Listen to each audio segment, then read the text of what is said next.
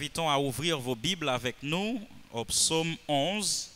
C'est ce psaume que nous voulons considérer ce matin pour la prédication de la parole de Dieu.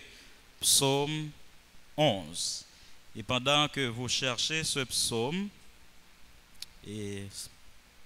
souffrez que je retourne un petit peu à cette nouvelle mauvaise pour que vous ayez une idée de l'homme de Dieu qui est porte disparu et alors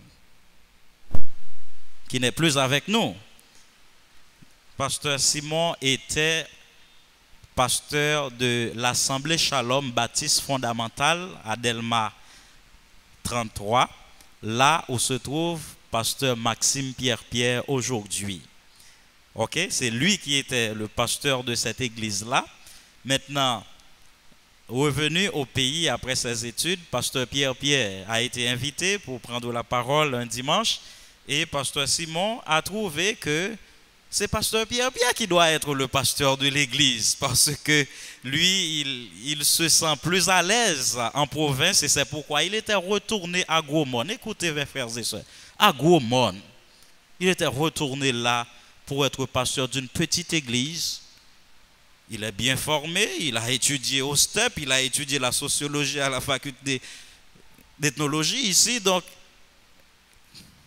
il pouvait faire le travail, mais il a dit qu'il se sent plus à l'aise en province et il a ordonné pasteur Pierre comme pasteur de l'Assemblée Shalom Baptiste Fondamentale telle que nous connaissons cette église aujourd'hui. Donc vous voyez, c'est un serviteur de Dieu qui cherche uniquement l'intérêt du Seigneur. Donc il n'était pas égoïste, il ne voulait pas gérer un pouvoir pastoral. Donc voilà, c'est un homme pareil qui nous est enlevé. Alors le Seigneur l'enlève du milieu de nous. Et nous n'attribuons cette œuvre à aucune autre personne qu'au Seigneur. Il est souverain. Il pouvait l'empêcher s'il voulait le faire. Donc c'est pourquoi nous lui donnons gloire pour tout ce qu'il fait, n'est-ce pas? Amen. Psaume 11, nous lirons les 7 versets de ce psaume à la gloire de Dieu. C'est en l'Éternel que je cherche un refuge. Comment pouvez-vous me dire, fuis dans vos montagnes comme un oiseau? Car voici, les méchants bandent dans l'arc. Ils ajustent leurs flèches sur la corde pour tirer dans l'ombre sur ceux dont le cœur est droit. Quand les fondements sont renversés, le juste, que ferait-il? L'Éternel est dans son saint temple, l'Éternel a son trône dans les cieux. Ses yeux regardent, ses paupières sondent les fils de l'homme. L'Éternel sonde le juste. Il est le méchant et celui qui se plaît à la violence. Il fait pleuvoir sur les méchants des charbons, du feu et du soufre. Un vent brûlant, c'est le calice qu'ils ont en partage. Car l'Éternel est juste, il aime la justice. Les hommes droits contemplent sa face. Parole du Seigneur. La conviction du juste au sein d'une société corrompue, tel est le titre du sermon de ce matin. La conviction du juste au sein d'une société corrompue.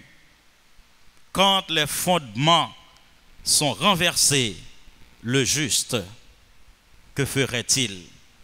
Eh bien, il se montre un homme de conviction au sein d'une société corrompue. C'est pourquoi nous avons intitulé ce sermon « La conviction du juste au sein d'une société corrompue ». Il y a une question fondamentale que beaucoup de penseurs se posent, à savoir, comment concilier l'existence d'un bon Dieu avec la présence du mal, la souffrance dans le monde? Comment concilier les deux? D'un côté, il y a un Dieu tout-puissant qui est bon, et de l'autre côté, il y a le mal qui fait ravage dans la création de ce Dieu bon et tout-puissant. Et c'est pourquoi les philosophes disent qu'il y a un dilemme ici. On ne peut pas réconcilier les deux. Eh bien, écoutons des éléments de solution proposés par les incroyants face à ce problème.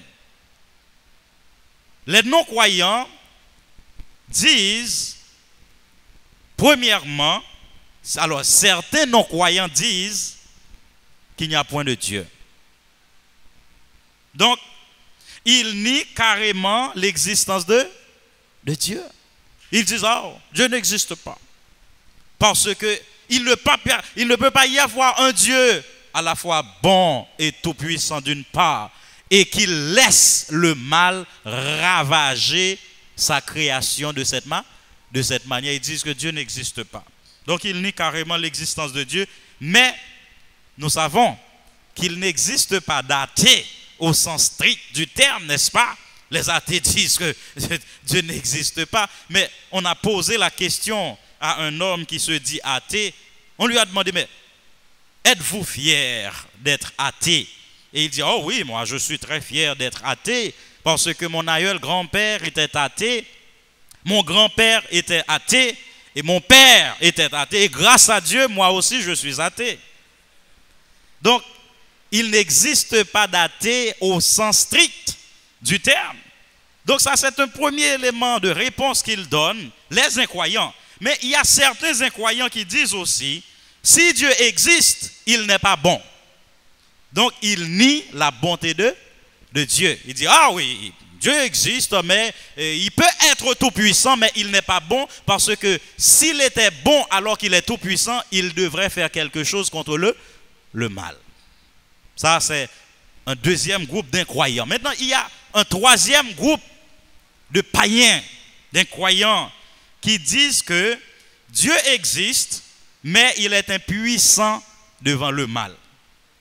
Dieu existe, il est bon, mais il ne peut rien faire contre le mal. Donc, il nie la toute-puissance de Dieu. Donc, trois éléments de solution proposés par les incroyants. Et nous, où sommes-nous dans tout ça, chrétiens, évangéliques, sauvés par grâce, par la foi en Jésus-Christ? Nous répondons, les philosophes athées ou les philosophes modernes ne sont pas les premiers à poser ces questions.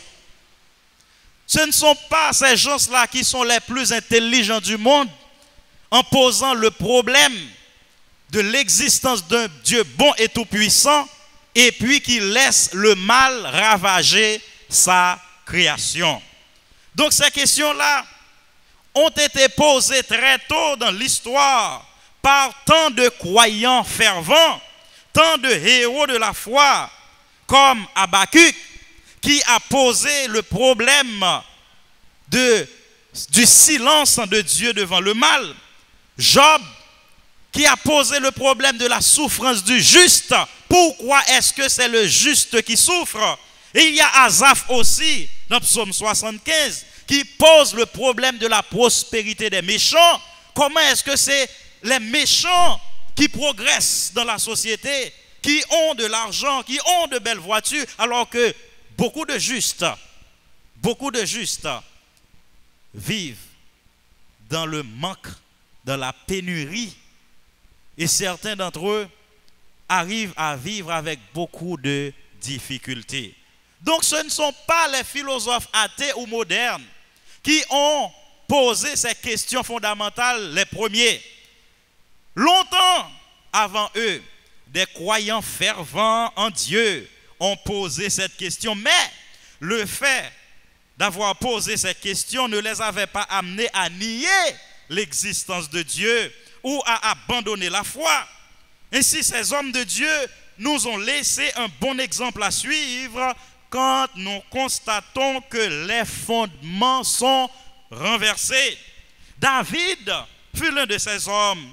Il nous montre qu'au milieu de l'effritement des valeurs, qu'en face du renversement des fondements de notre société, la solution ne se trouve ni dans le reniement de l'existence de Dieu, ni dans l'adoption de la voie de la majorité, c'est-à-dire faire comme tout le monde, devenir criminel, voleur comme tout le monde, mais dans l'affermissement de notre conviction et de notre foi en Dieu.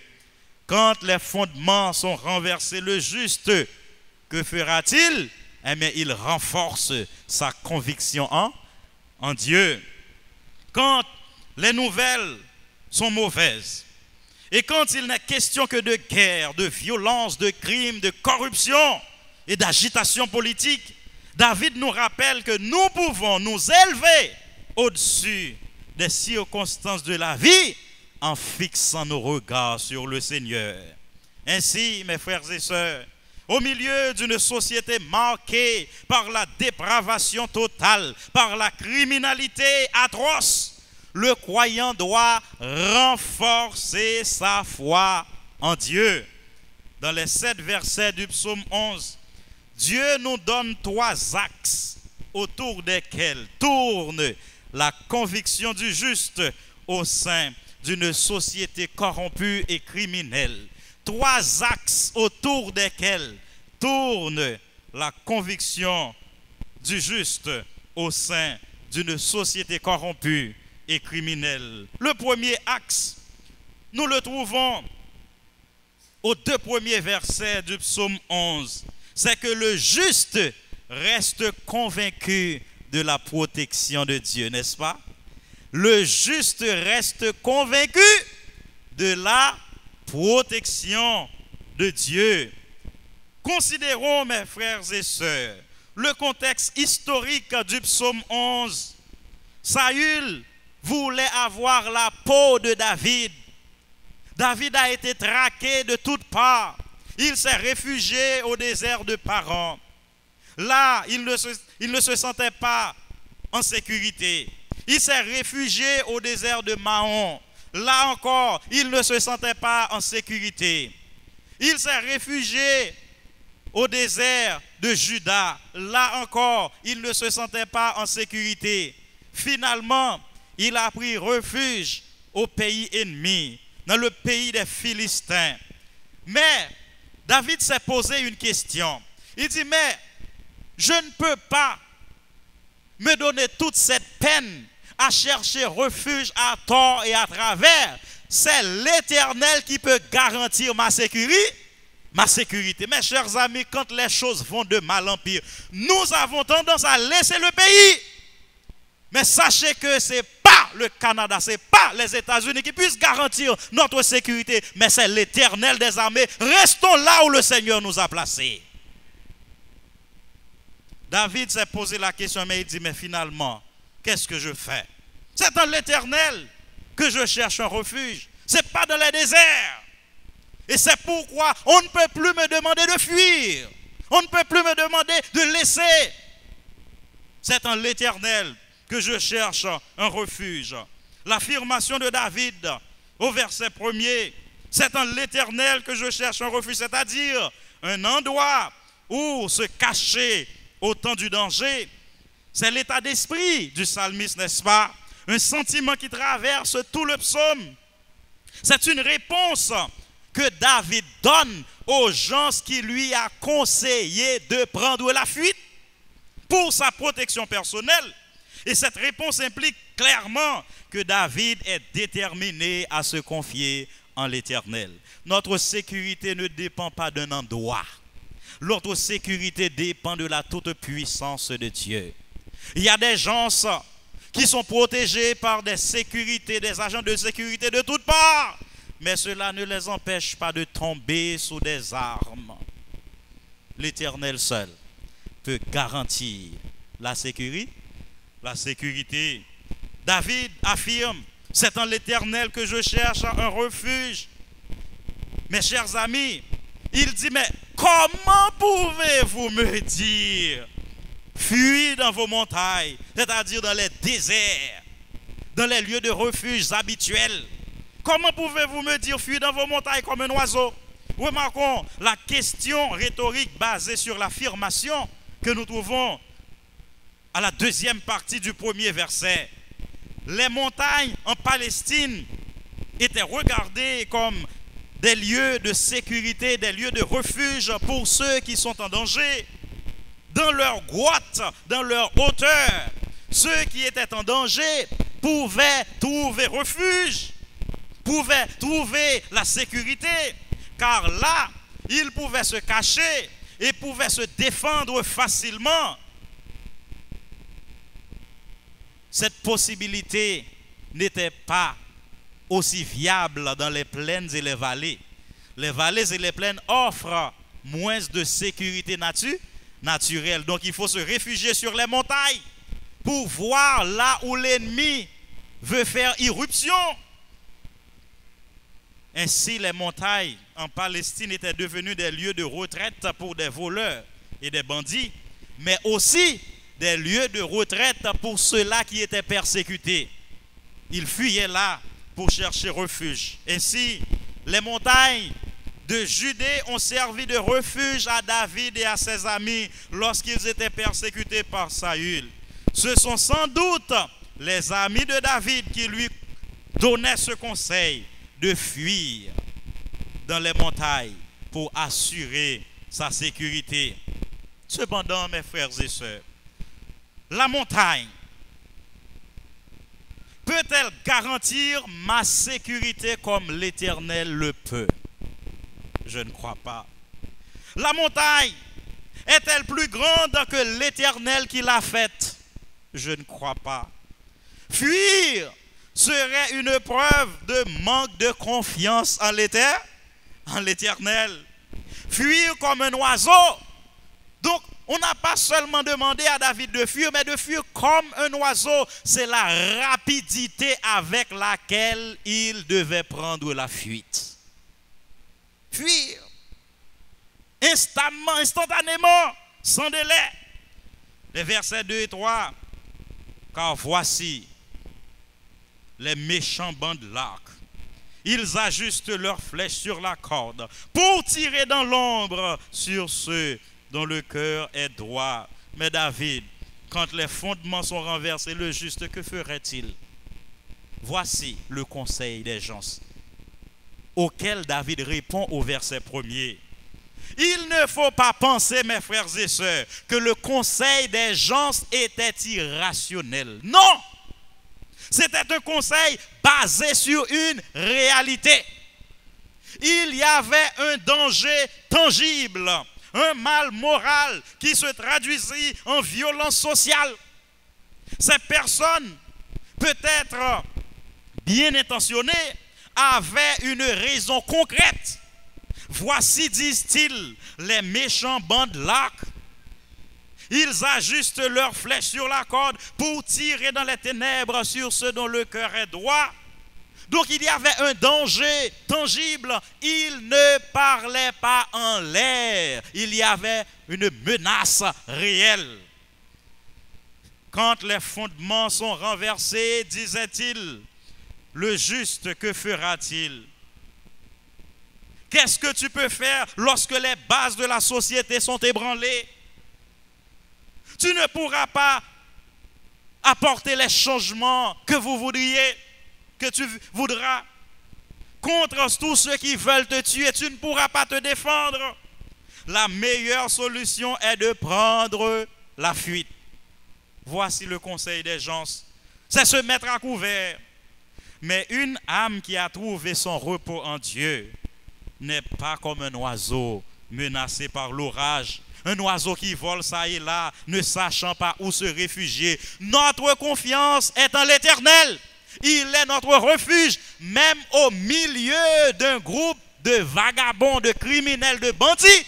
Le Seigneur a la puissance de nous défendre, car nous nous réfugions en lui. En disant, quand les fondements sont renversés, David pouvait comprendre. Et les gens de David voulaient dire en réalité, si Saül, le roi que Dieu a placé pour faire exécuter la justice, choisi de rejeter la crainte de l'Éternel et mépriser la vérité et la justice. Comment un homme juste pourrait-il avoir de la sécurité pour sa vie? C'est ce qu'il voulait dire. Saül est le roi. Il est placé pour faire exécuter la loi. Il est placé pour faire régner la justice. Or, lui, il viole la justice en voulant faire couler le sang innocent. C'est ce que les gens se disent à David. Ils disent, mais David, tu n'as rien à défendre ici.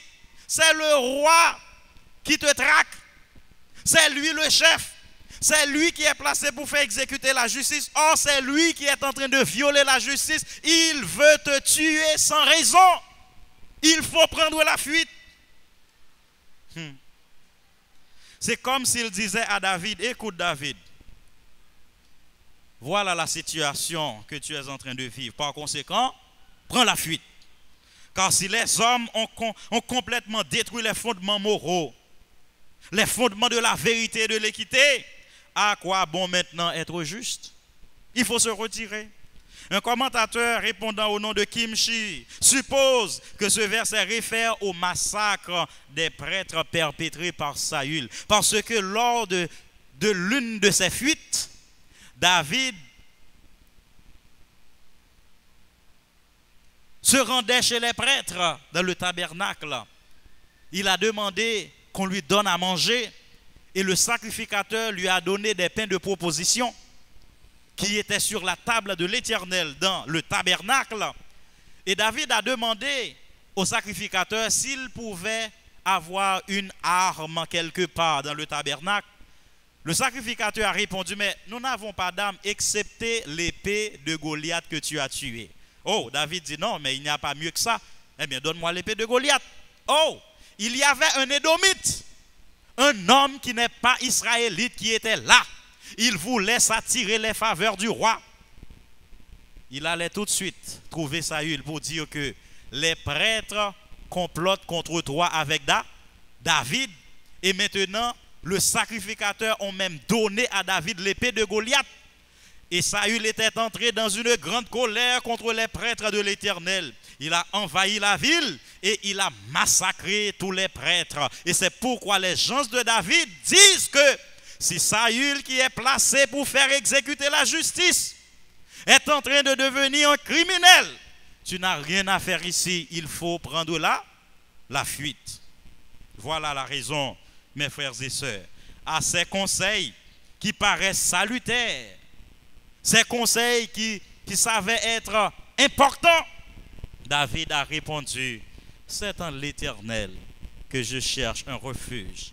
Comment pouvez-vous me dire, fuir dans vos montagnes comme un oiseau? Mes frères et sœurs, cette histoire nous fait penser à Israël à la veille de leur sortie de l'Égypte.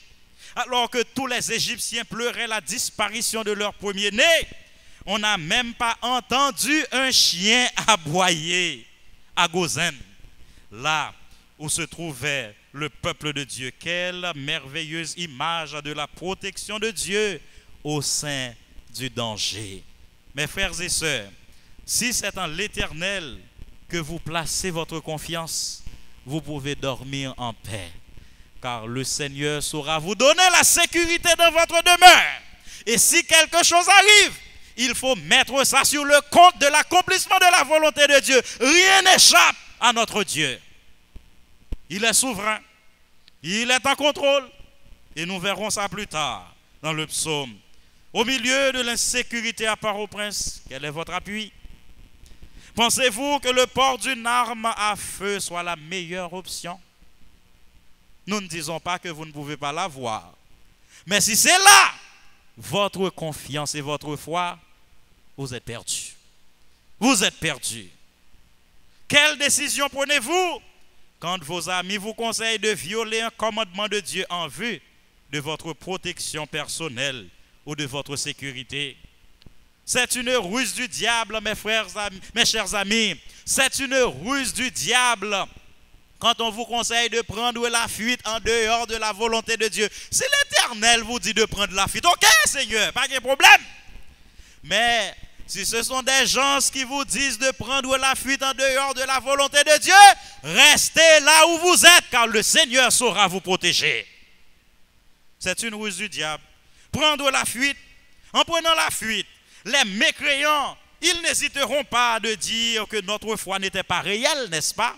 Ils disent, oh, il se dit chrétien, devant cette petite persécution, il prend la fuite. Oh, nous ne voulons pas donner à Satan, le diable, l'occasion de dire que nous n'avions pas une foi réelle en Dieu. Parce que si nous prenons la fuite, les ennemis en profiteront pour dire, oh, leur foi n'était pas réelle en Dieu. Non, il ne faut pas prendre la fuite. Même quand les fondements sont renversés, en face du danger, de la menace, le juste ne peut pas faire preuve de lâcheté. Il ne peut pas faire comme tout le monde. Au contraire, en face de la dépravation spirituelle et morale, nous devons dire avec David, Dieu est mon rocher en qui je trouve un abri, mon bouclier et la force qui me sauve, ma haute retraite et mon refuge. Ô Sauveur, tu me garantis de la violence. C'est ce que David a dit dans 2 Samuel chapitre 22 verset 3. Ces genres de circonstances, mes frères et sœurs, arrivent souvent dans le monde.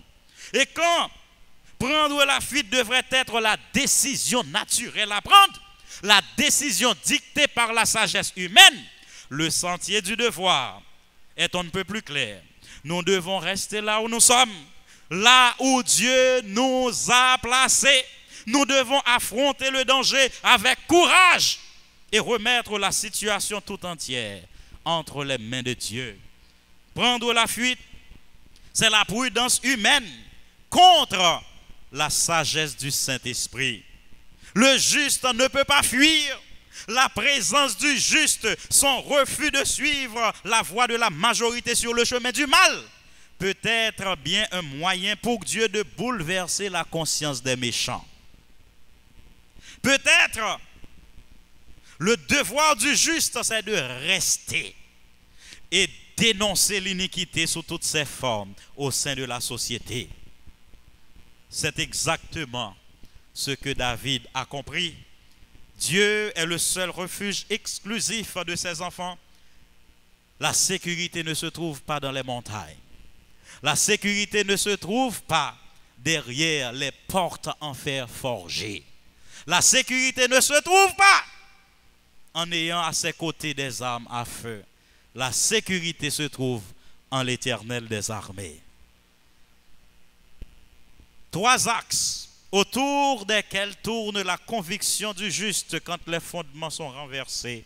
Le premier axe, c'est que le juste reste convaincu de la protection de Dieu. Il y a un deuxième axe, c'est que le juste reste convaincu de la souveraineté de Dieu. Il reste convaincu de la souveraineté de Dieu. Cette conviction qu'il tient. Dieu peut me protéger. Dieu est souverain. Rien n'arrive en dehors de sa volonté. C'est ce que nous montre David dans les versets 4 et 5. Il dit, l'Éternel est dans son saint temple. L'Éternel a son trône dans les cieux. Ses yeux regardent, ses paupières sondent les fils de l'homme. Le psalmiste met l'accent sur 2 sphères de l'exercice de la souveraineté de Dieu. En disant que l'Éternel est dans son saint temple, il a son trône dans les cieux, c'est dire que le Seigneur règne en souverain. Il décide ce qu'il veut. Il prend la décision à partir de son trône. Il est grand, il est le chef. Le psalmiste met l'accent sur les 2 sphères de l'exercice de la souveraineté de Dieu. D'abord, il parle de la transcendance de Dieu. La transcendance de Dieu nous fait penser à la toute-puissance de Dieu. Et il porte un coup dur au panthéisme qui veut faire croire que tout est Dieu et Dieu est en tout. Ce n'est pas vrai, mes frères et sœurs. Dieu se distingue de sa création. Dieu n'est pas confondu avec sa création. La création n'est pas un prolongement physique de Dieu. Il se distingue de sa création. Et c'est pourquoi il peut intervenir dans la création, parce qu'il n'est pas partie de la création. C'est contre le panthéisme. Le psalmiste affirme la transcendance de Dieu, le fait que l'Éternel est dans son saint temple, qu'il a son trône dans les cieux. Il règne. Il est transcendant, il est tout puissant, il peut faire tout ce qu'il veut. Mais deuxièmement, le psalmiste s'attaque aussi au déisme. Le déisme veut faire croire que Dieu a tout créé, il est tout puissant, mais il n'a rien à voir avec le monde, il se retire. Il ne s'occupe pas de ce qui se passe dans sa création. Et pourtant, le psalmiste dit oui, l'Éternel est dans son saint temple, il a son trône dans les cieux, ses yeux regardent. Ses paupières sondent les fils de l'homme, c'est-à-dire l'Éternel est aussi immanent. Il est non seulement transcendant, mais il est aussi immanent, c'est-à-dire il est là dans sa création. Il est concerné par tout ce qui se passe dans sa création. S'il garde le silence pour un temps, sachez qu'il est en train de préparer un plan de délivrance. Ne vous y trompez pas. Le Seigneur est transcendant. Il est tout puissant. Mais aussi il est immanent. Ça c'est contre le déisme. Donc le psalmiste met en valeur la transcendance de Dieu dans les cieux, sans amoindrir l'importance de son influence dans les affaires terrestres. Car le méchant se glorifie de sa convoitise. Le ravisseur outrage. Il méprise l'Éternel. Le méchant dit avec arrogance, « Oh, Dieu ne punit pas, Dieu ne voit pas, il n'y a point de Dieu, voilà toutes ses pensées. » Il dit dans son cœur, Dieu oublie, il cache sa face, il ne regarde jamais. Oh, oh. Cependant, dans le psaume 113, verset 5 à 9, il abaisse les regards sur les cieux et sur la. Il a sa demeure en haut, certes, mais il abaisse les regards dans les cieux et sur la terre. De la poussière, il retire le pauvre. Du fumier, il relève l'indigent pour les faire asseoir avec les grands de son peuple. Donc Dieu intervient dans sa création à tout bout de champ. Écoutez-moi mes frères et sœurs. Si vous êtes en train d'expérimenter une bénédiction de Dieu, c'est à cause de la présence de Dieu. Il est là. Il est tout près. Le Seigneur Jésus-Christ nous donne l'exemple. Dans le Notre Père, n'est-ce pas? Nous disons Notre Père qui est aux cieux. Oh! Notre Père, il est tout près de nous. Il est notre Père. Nous pouvons lui parler. Et cependant, attention, il faut le respecter. Qui est aux cieux. Il est tout puissant.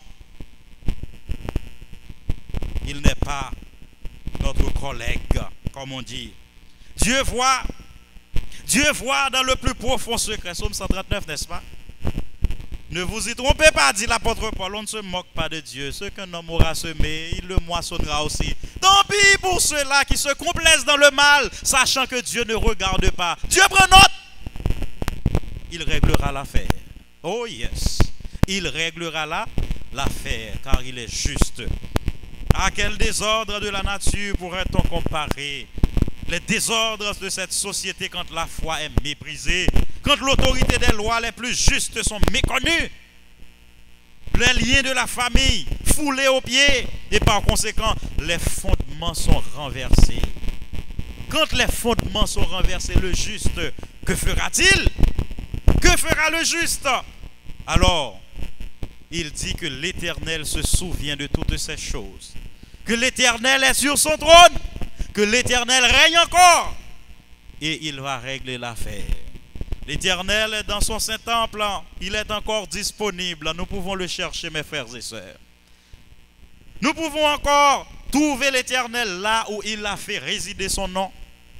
En dépit du fait que les prêtres sont assassinés, le Dieu au service duquel ils étaient employés est vivant et peut être trouvé par ses enfants en détresse. Ils sondent les cœurs et les reins. Et c'est ce que nous dit David. L'Éternel sonde le juste. Il est le méchant et celui qui se plaît à la violence. L'Éternel est au courant, mes frères et sœurs, des complots qui sont en train d'être ourdis contre ses enfants. Je peux avoir confiance de le trouver dans son saint temple. Je peux avoir confiance d'être en communion avec Dieu. Il n'est pas loin. Il peut venir à mon secours. quand je suis environné d'assaillants, d'une bande de violents, David dit, je peux encore compter sur l'Éternel. Il est sur son trône, il est dans son Saint-Temple. Je peux entrer en communion avec lui. Ses yeux regardent, il voit tout, il connaît tous les desseins des méchants, il prend note des complots.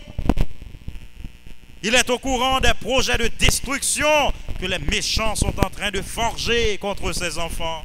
Il connaît leurs machinations, il connaît leurs stratagèmes. Il n'ignore pas nos besoins. Au contraire, il connaît mieux que nous ce dont nous avons besoin. Et fort de tout cela, nous pouvons nous assurer qu'il interviendra au meilleur moment. Lorsque sur nous vient le malheur ne vient pas parce que Dieu n'en sait rien, mais parce que Dieu a jugé bon. C'est mieux que nous passions par le malheur. Ainsi, ne devons-nous pas écouter les gens qui nous conseillent de prendre la fuite. Nous ne pouvons pas fuir, mes frères et sœurs. Nous devons rester là pour dénoncer le mal, pour prendre position contre la violence, contre la criminalité, en annonçant avec droiture la parole de la vérité, la parole de Dieu qui libère. Nous devons rester là où nous sommes. Confions-nous de préférence en celui qui habite dans les cieux, en celui que nous pouvons trouver dans son temple, avec celui avec qui nous pouvons entrer en communion. Quand les fondements sont renversés, le juste, que fera-t-il? Première réponse, le juste est convaincu de la protection de Dieu. Deuxième réponse, le juste est convaincu de la souveraineté de Dieu. Il fait tout ce qu'il veut. Et finalement, quand les fondements sont renversés, le juste, que ferait-il? Eh bien, le juste reste convaincu du triomphe de la justice de Dieu. Quand les fondements sont renversés, ne prenons pas la fuite. La justice de Dieu triomphera. Pas aujourd'hui, pas demain, pas après-demain, mais cela arrivera quand même. La justice de Dieu triomphera. Restons convaincus du triomphe de la justice de Dieu. Verset 5b jusqu'au verset 7. L'Éternel est le méchant et celui qui se plaît à la violence. Il fait pleuvoir sur les méchants des charbons, du feu et du soufre, un vent brûlant. C'est le calice qu'ils ont en partage. En bon créole, c'est godé ça, c'est vers ça pour boire.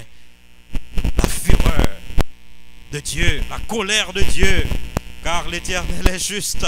Oh yes, il fera régner la justice. Il aime la justice. Et ce sont les hommes droits qui pourront contempler la face de l'Éternel. Les méchants ne pourront pas, mes frères et sœurs. Écoutez, même si les persécuteurs et les oppresseurs peuvent prospérer pendant quelque temps, ils finissent toujours par périr à jamais. Dieu est un Dieu saint et pour ce fait, Dieu les hait. Dieu ne les tolère pas. Il est un juge plein de droiture et il punira. Le psalmiste dit, Dieu ne tolère pas le méchant. Bien que rien ne puisse troubler la paix et la sérénité de Dieu, il s'intéresse cependant à ce que font les fils de l'homme. Non seulement il voit ce qui se passe, mais il prononce constamment des jugements de valeur concernant le juste et le méchant. Dieu fait une grande différence entre le juste et le méchant. Certaines gens se disent, oh, je vois mourir le juste comme le méchant. Il n'y a pas de différence. Attendez l'exécution de la justice de Dieu. Dieu le dit dans Malachie. Il dit, il arrivera un jour où vous verrez de vos yeux que j'établis une différence entre le juste et le méchant. Attendez. Seulement attendez, soyez patients. Et vous verrez la manifestation de la justice de Dieu. Il fera pleuvoir sur eux une tempête de jugement. Il fera tomber sur eux des charbons, du feu et de soufre, un vent brûlant. C'est ce qu'ils auront en partage. Et c'est pourquoi, convaincu de tout cela, le psalmiste dit au psaume 92 verset 7, si les méchants croissent comme l'herbe, si tous ceux qui font le mal fleurissent, c'est pour être anéantis à jamais. courage, mes frères et sœurs. Les choses ne resteront pas ainsi. Dieu a un plan. Il fera régner la justice. Il a dit à moi la vengeance. À moi la rétribution des méchants. Non pas à nous de venger. Non. Nous ne pouvons pas nous venger nous-mêmes. Nous devons nous remettre plutôt à Dieu. C'est lui le Dieu de vengeance. C'est lui qui réclamera la justice. Dieu ne tolère pas le méchant, mais cependant il est bienveillant envers le juste. Donc il y a de quoi être juste, mes frères et sœurs. Il y a de quoi servir le Seigneur. Même au sein d'une société corrompue, Dieu est bienveillant envers les justes. Verset 7. L'Éternel est juste, il aime la justice. Les hommes doivent contempler sa face. Parce que l'Éternel aime la justice, il regarde l'homme droit. Ses yeux sont sur les justes et ses oreilles sont attentives à leurs cris. Alors, pourquoi fuir quand on a un tel Dieu? Pourquoi prendre la fuite? Pourquoi laisser le pays quand des bandits et des criminels font rage? Pourquoi laisser? C'est à l'Éternel que je cherche un refuge. Comment pouvez-vous me dire de fuir dans mes montagnes quand les fondements sont renversés? Le juste ne doit pas prendre la fuite, mais plutôt il prend en compte les trois axes autour desquels doivent tourner ses convictions. Le juste reste convaincu de la protection de Dieu. Le juste reste convaincu de la souveraineté de Dieu. Et finalement, le juste reste convaincu du triomphe de la justice de Dieu. Que faire? Que faire lorsqu'un bateau agité de toutes parts menace de couler? La prudence humaine dicte l'abandon du bateau qui coule, n'est-ce pas? Mais la sagesse de Dieu peut bien vouloir que nous restions dans ce bateau menacé de naufrage. S'il nous demande d'y rester, nous devons être convaincus qu'il dispose d'une toute puissance et qu'il a le plan de calmer la tempête. À nos côtés, laissons la foule passer comme un torrent. Le flot la prend, le flot la roule. Brisons ce fort courant. Vous savez, mes frères et sœurs, l'enfant de Dieu doit nager à contre-courant des violences. L'enfant de Dieu doit nager à contre-courant dans une société corrompue. Quand la foule choisit la violence et la fraude, quand la violence prend la place de l'honnêteté, quand l'erreur semble l'emporter sur la vérité, quand l'intégrité et la vertu n'impliquent plus la paix et sécurité, le juste, que ferait-il? Quelle est notre réaction dans des situations oppressantes? Quand nous sommes tentés de baisser le bras et de tout laisser tomber, nos efforts semblent ne mener à rien. Nous sommes en but à l'opposition, même dans nos familles, même à l'église, même dans les lieux de travail, même dans le cercle de nos meilleurs amis, qui nous disent parfois de nous arrêter. Ils nous disent parfois, posez. Mais si l'Éternel nous dit d'avancer, nous devons avancer. Faut-il être lâche ou vaillant? Faut-il fuir ou rester? Quel est le chemin de la foi? Le chemin de la foi dit, c'est difficile, mais je reste pour combattre sous la bannière du Dieu tout-puissant. Quand les fondements sont renversés, quand les choses vont de mal en pire, quand ceux qui sont placés pour faire respecter la loi sont ceux-là même qui la piétinent, la réponse du juste doit être quoi? Nous lutterons seuls contre tous, pourvu que Dieu soit avec nous. Sachez, mes frères et sœurs, qu'il vaut mieux d'être seul